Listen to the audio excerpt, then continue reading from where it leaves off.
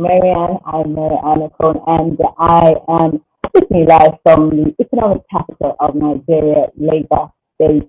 Now, if you are watching me live on Twitter, on Facebook, this is a conversation that I want everybody to participate in. I want you to send your comments, tell me what your thoughts are, because this is an ongoing conversation. Now, it's been 23 days since the Lekki Toll massacre. You and I know, for those who live in Nigeria and for those who are here on Tap TV, you know that we have been following this story as it has been developing.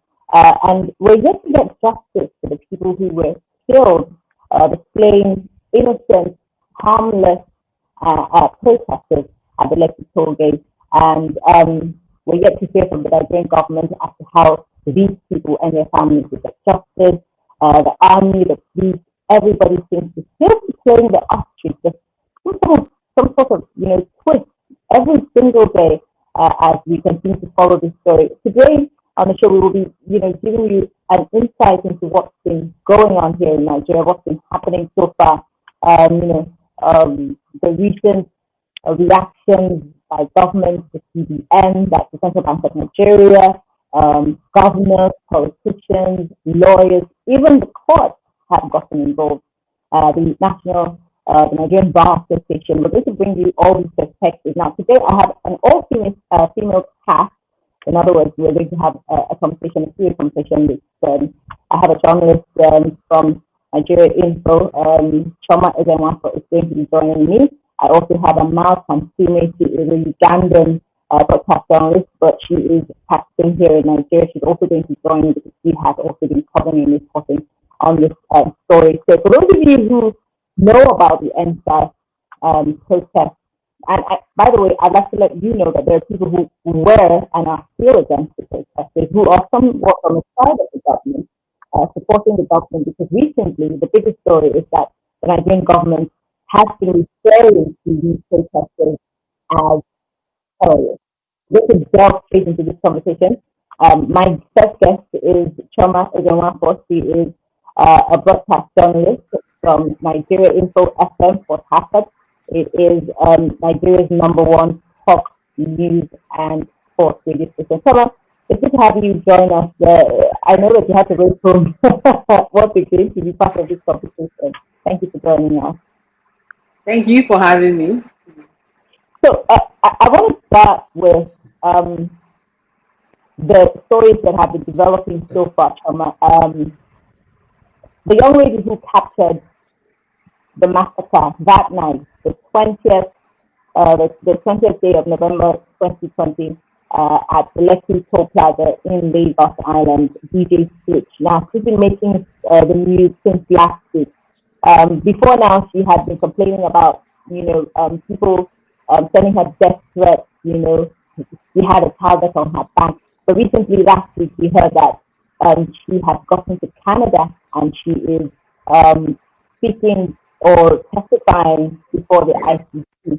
Now, before we delve into the conversation, I would like for us, joining us right now from Lagos, Nigeria, Amal Kasime. She is a broadcast journalist from Uganda, but she is joining us from Lagos, Nigeria, and she is with News Central TV. Amal, it's good to have you join us. I think you got some other. Good to have you too. I don't know. Let me think that. Okay, great. I can hear you. We can hear you. All right, so we will quickly just go to the video of DJ Switch as she was speaking. If you look at the video, you could tell that she was testifying to a committee of sorts. Just take a look at that video. It will be the basis for the conversation this evening. Once again, thank you for joining us.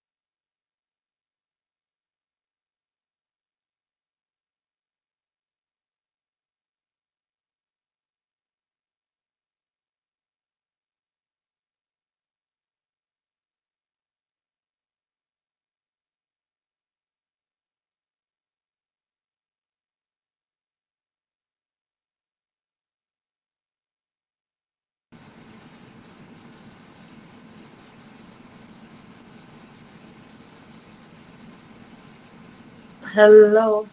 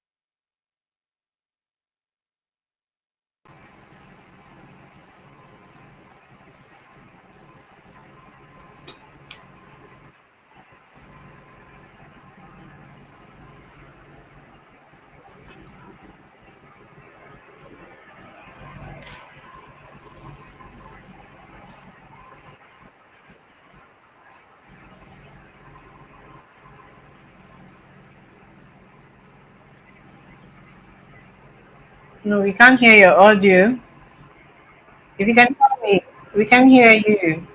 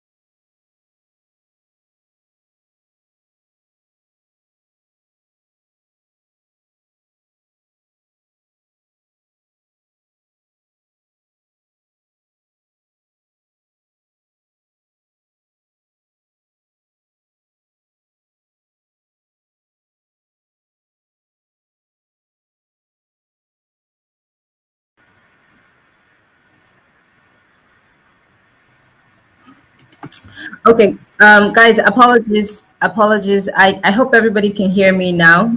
Chama, can everybody hear me now? Apologies. I think my microphone had a little problem there. So, okay, I'll just go over that. My question to you, Choma, is the army is now again saying that every testimony, everything that that young lady testified before the ICC is fake news, is not real. So has the police also said. But let's not forget that Governor Babajide Sanwo-Olu, the governor of Lagos State, had agreed that soldiers were deployed to the toll. He did not say who deployed the soldiers, even though the soldiers at some point, the army had said that they were called upon by by the Lagos state government. Where does this place the Nigerian young person, especially the families of the people who have been slain? Do you ever think that we're going to get justice? And how do we go about it, being that everybody's still twisting their tail or people are still dodging bullets? Well, for me, I think he leaves the Nigerian youth at a very good place. It still leaves the Nigerian youth at a very good place because before the protest, not much was expected of the Nigerian youth, and now we have the world listening to the Nigerian person, to the Nigerian youth especially. It's something that is a moment that we should pause for a while and acknowledge that it's actually victory. Now, whether or not the army is going to say they did it or they did not do it, for now, let's just focus and say, oh, the Nigerian youth is being listened to at this time. And I think the testimony of DJ Switch, is a start of many things for us.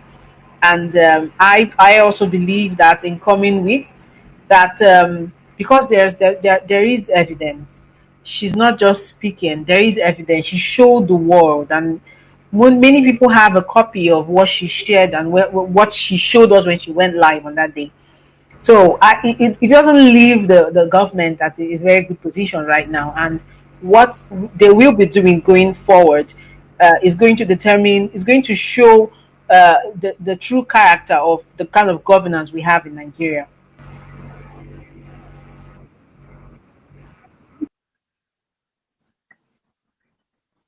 Yeah.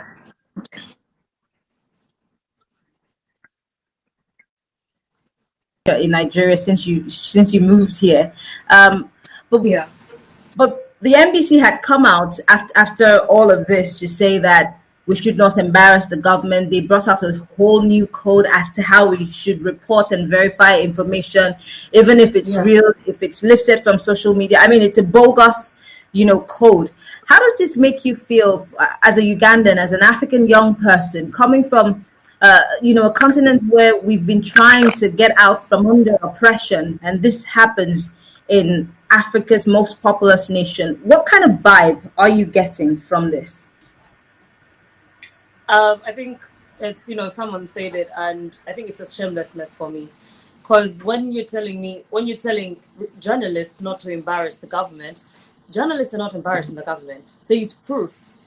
And this whole period of NSARS has made me think about so many things, because now we have proof. So now when they're coming up and saying fake news or don't embarrass the government, we have videos showing. So it makes one actually think about the fact of what has been happening before social media existed.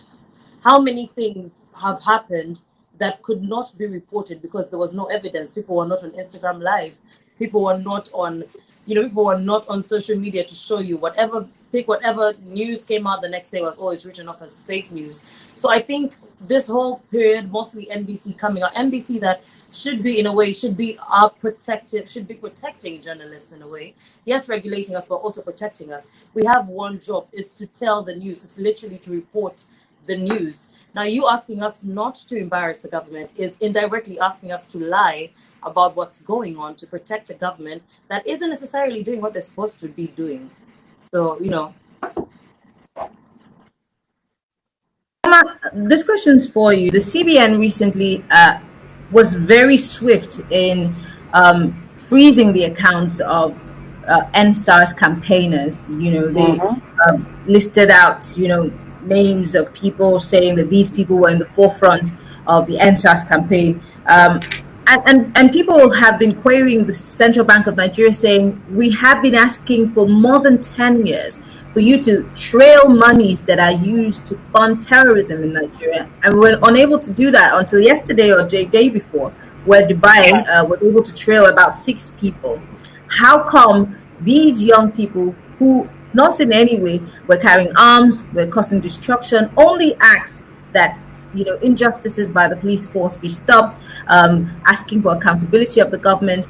Now the CBN is freezing their accounts, and these are young people. I remember, Choma, a lot of people sent 1,500 naira, to a GoFundMe account to fund, that protest. People were bringing food and water from their homes.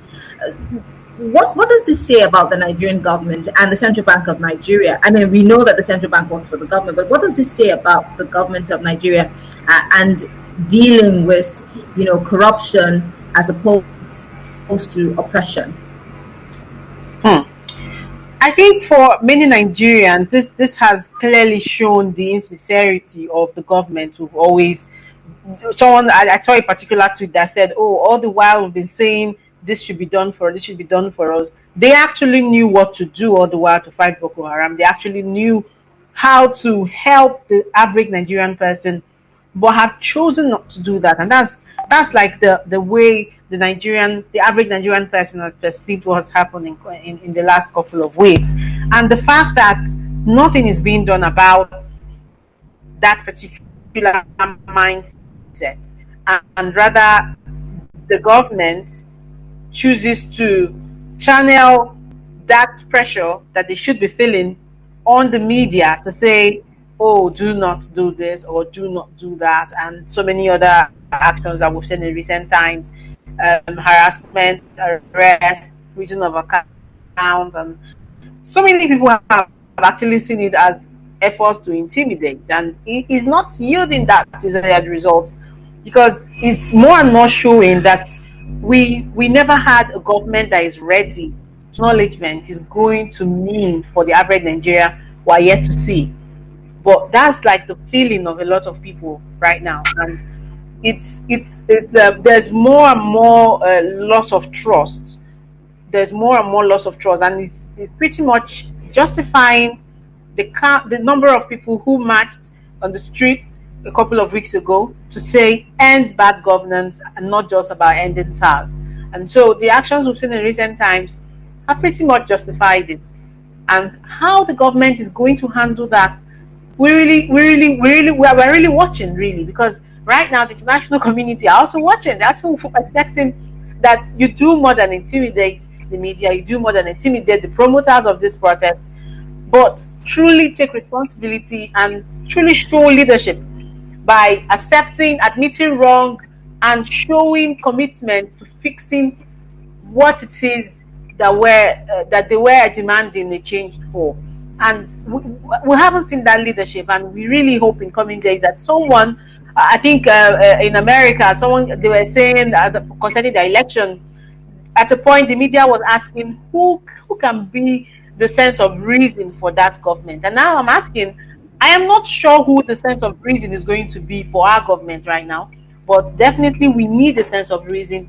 We need some sort of an elder statesman or something like that, excuse me, to actually let the government know and truly understand that this is not a time to intimidate. This is a time to rise up and take drastic. And then when you look at the SWAT that was supposed to be the supposed proactiveness, because when there was a lot of argument, like why are they still on the street? We responded. We set up SWAT. When we look at what the SWAT is right now, I don't know if you've seen some of the videos. It doesn't show. No, it doesn't show. It doesn't reflect what the people were actually asking for. So I think in coming days, it continues to show and justify that promoters of NTAS protests and those that march themselves did no wrong. Their actions are being justified by the actions of our federal government, and it's not looking good for us, even as a nation and even the eye of the international community right now. Again, you are almost a Nigerian. I consider you Nigerian because I see you every day at work. Cover Nigerian, both Nigerian and African stories. But it doesn't take away from the fact that you, every day of your life, you try to marry some of the experiences you have in Nigeria to what you have experienced at home in Uganda.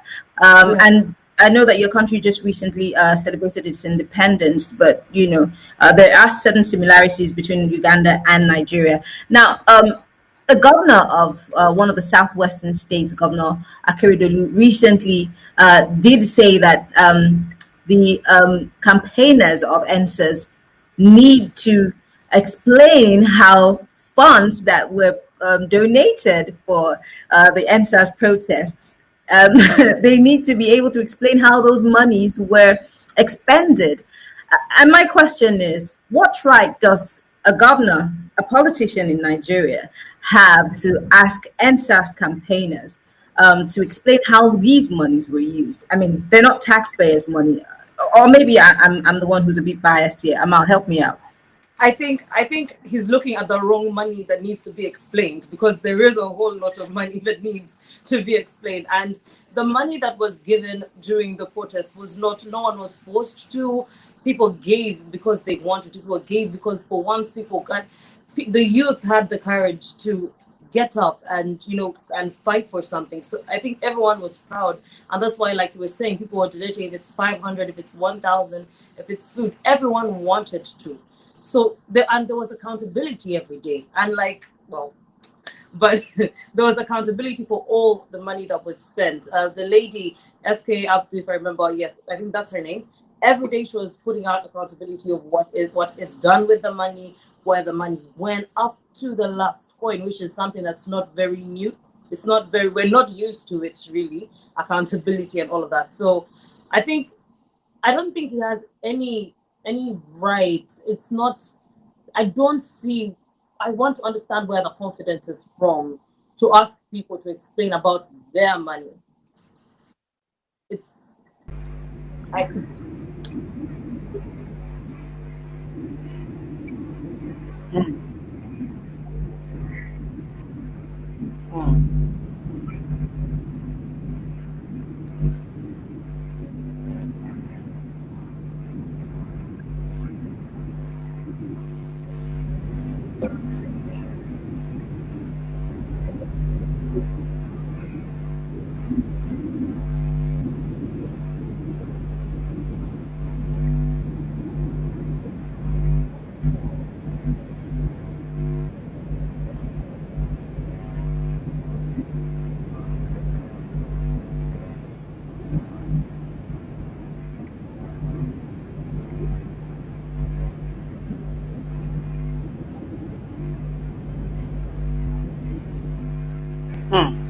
I think rather than ridicule, I would say it's once again justifies that, oh, someone actually accepts that there is some sort of accountability that should be done. But this time you are asking that we account for money. Okay, let me not say we, that they account for the money that was used for this protest. And for me, isn't that some sort of a distraction? Because I think all through the process, the groups that were involved in handling the funds were never shady about it. I know that they came up severally to talk about how they are able to account for every cover, and there will be no snake swallowing any money, and there will be no dragons and all the animals that usually get involved when we talk about public funds. So I was expecting the government to replicate that action, show us. I don't even know where to begin, but we can start with the latest of all the money that we've talked about. When you look at the NDDC, for instance, and all the development that was supposed to come to that region, I'm here in Niger Delta, and then so much money has been spent since the establishment of that commission, and right now an audit is going on, and there's been so much English being spoken, but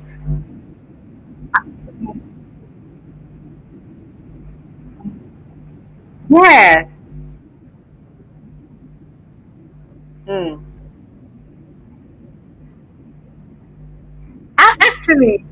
Actually, auditing is actually going on. Mm.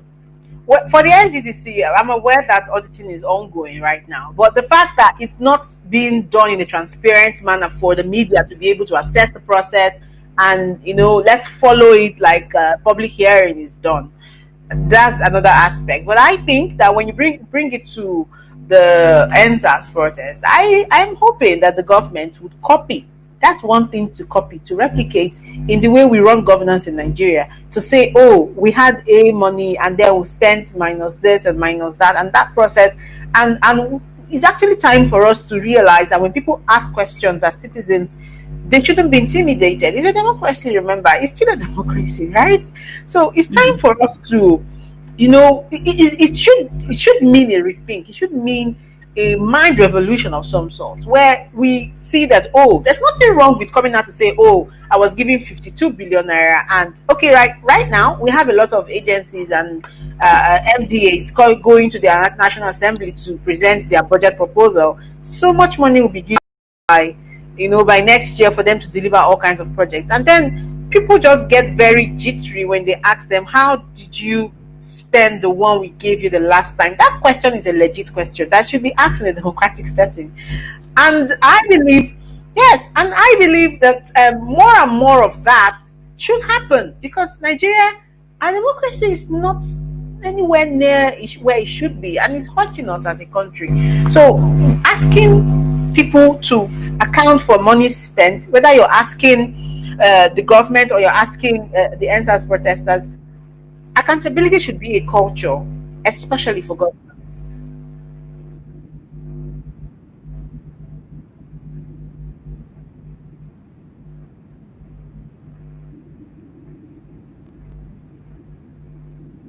Been gagged, how the press has been attacked during the reportage and the coverage of this protest, and even the aftermath of the protest. Like I said earlier on at the beginning of this conversation, the NBC came out with a very bogus code telling us what we should and we shouldn't do, even when it infringes on our fundamental human rights, and also as the regulations of broadcasting generally across the board. So the UK government here is saying that the attacks on the media is uncalled for, it's unnecessary, and they're asking that the government does something about it. Now, I'm going to ask you to sincerely speak to us about how you've been able to handle this, especially for Nigeria Info. I'll start with you, Choma, because I have worked there and I know how we are literally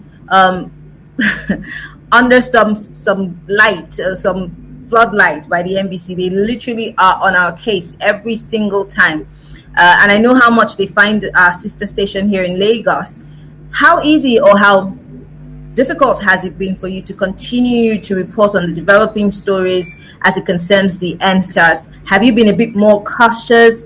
Are you trying to somehow play to the gallery? I mean, I don't know. I want to understand how you have been able to handle this, and do you feel that there is some form of gagging, and does the UK and the United Nations have a case? Hmm.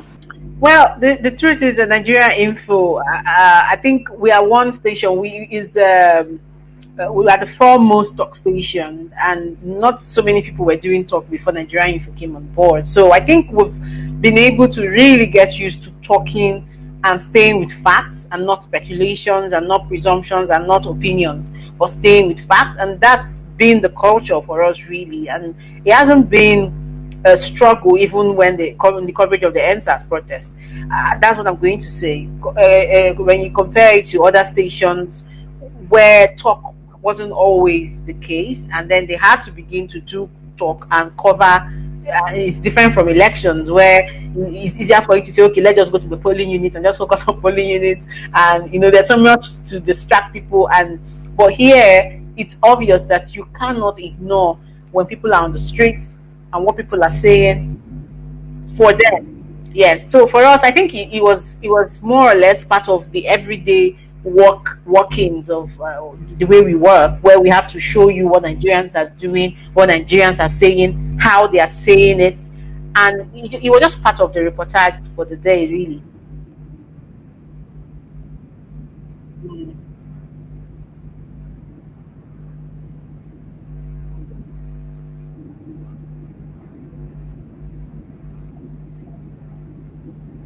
mm, mm.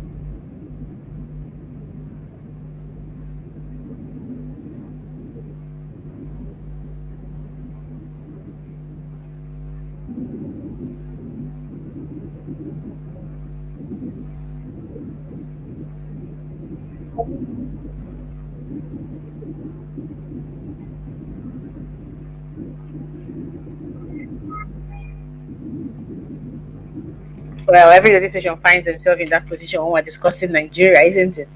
What the thing is that there were some of those discussions that we didn't bother with phone lines anymore. We just stayed with WhatsApp messages, and that way we could pick out the ones that weren't airworthy because people were really angry, and radio was pretty much what they needed to use to vent.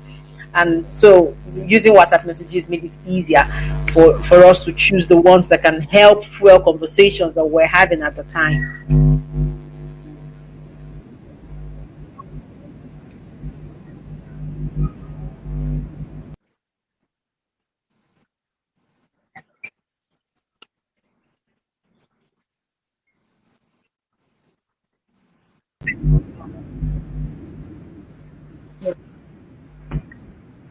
uh, an innocent passerby who just made a comment saying, "Why are you harassing this, car driver? Why Yeah. you guys have started again? I mean, it's barely how many weeks and you guys have started again."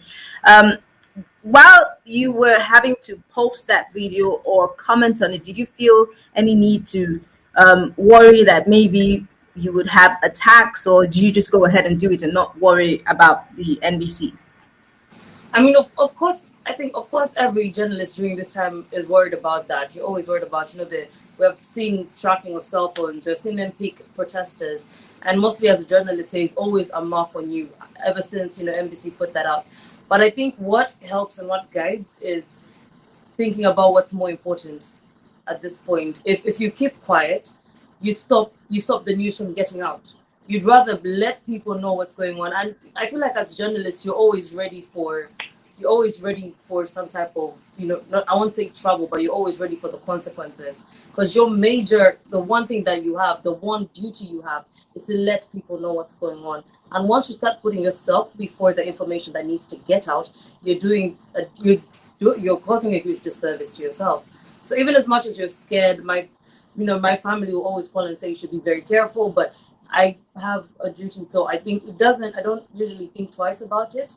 Because if I don't put it out, the person that's on the other side of the street that could be watching out for news is going to be the next person. Yet I could have stopped that by warning them.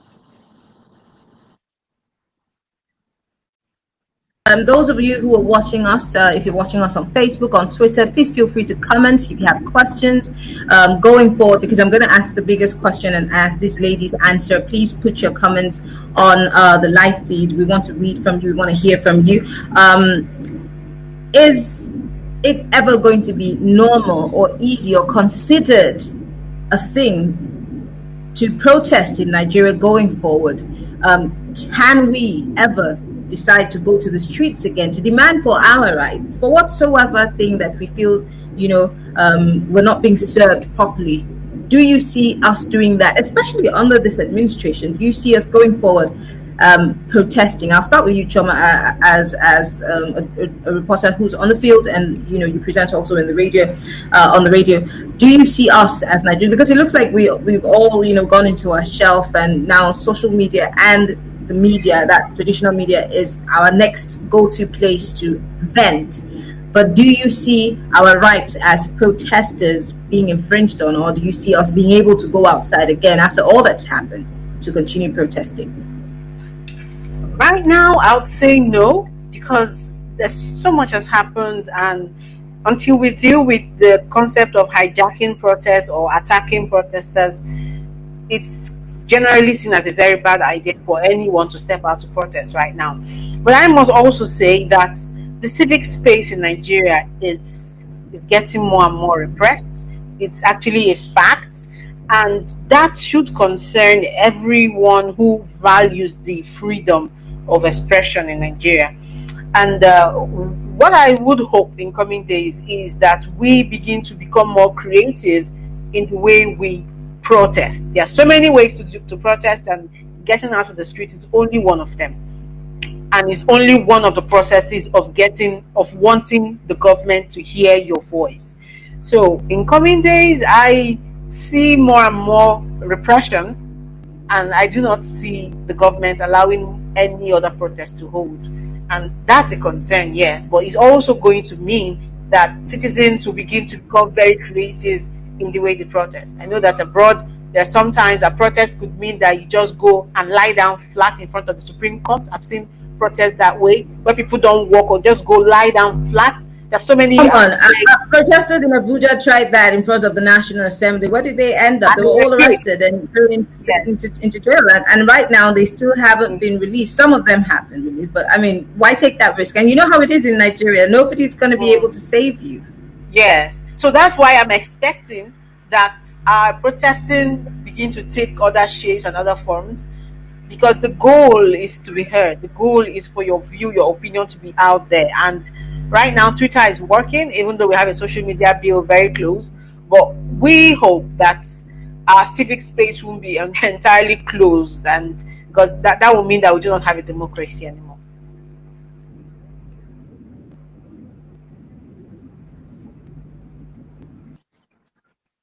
Yeah.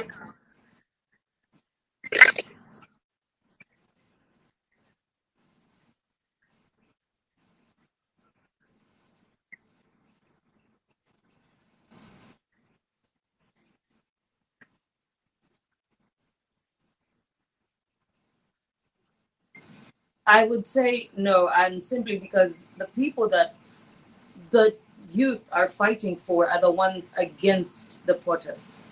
We saw during the time of protests, people were complaining about traffic. And I think Falls came out to say, what is traffic to a man that has just lost his child?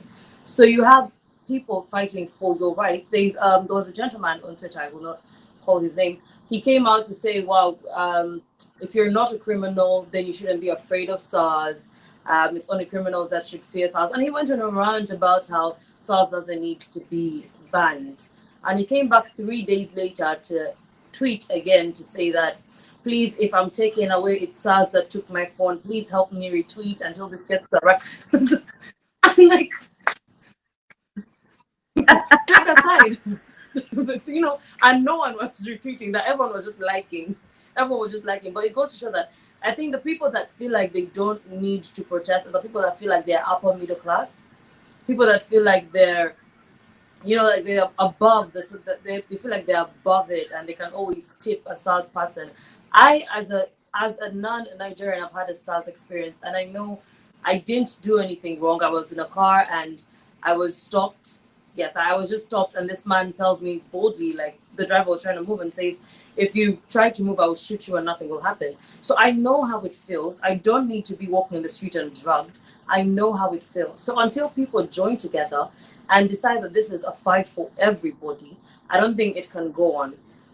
Because if there are always people that are going to be siding with the government for a little paycheck here and there, a little house or whatever, it can't work.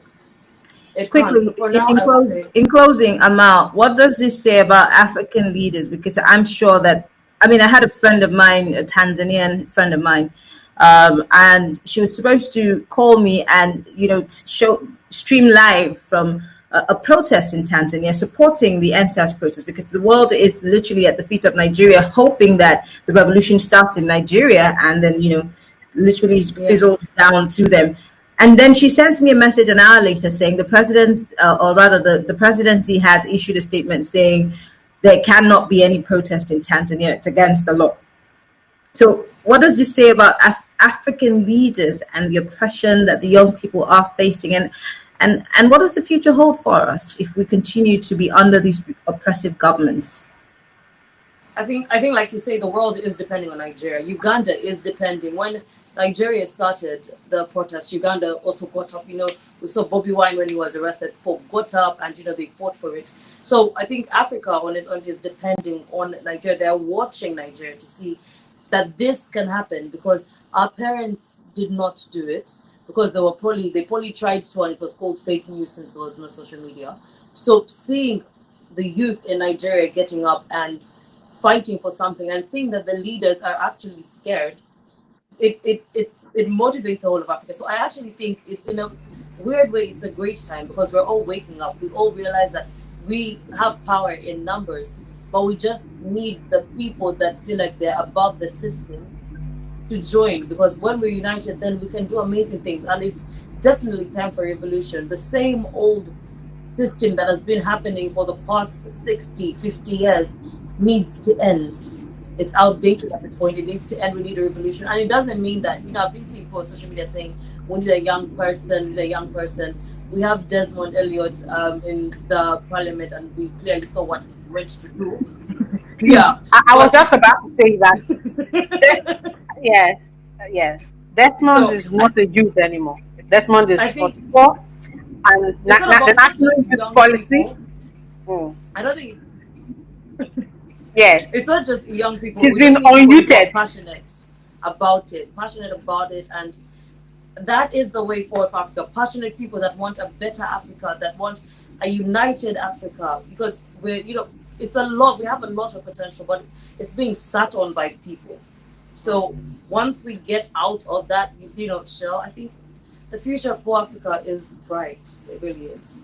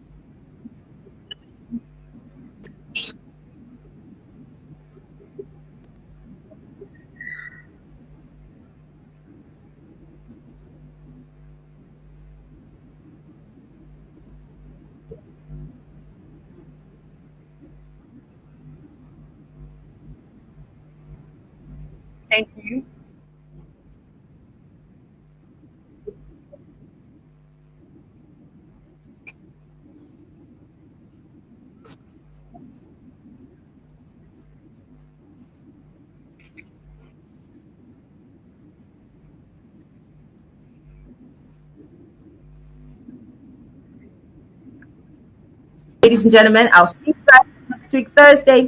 Bye bye. All right. Have a good Thank evening. you.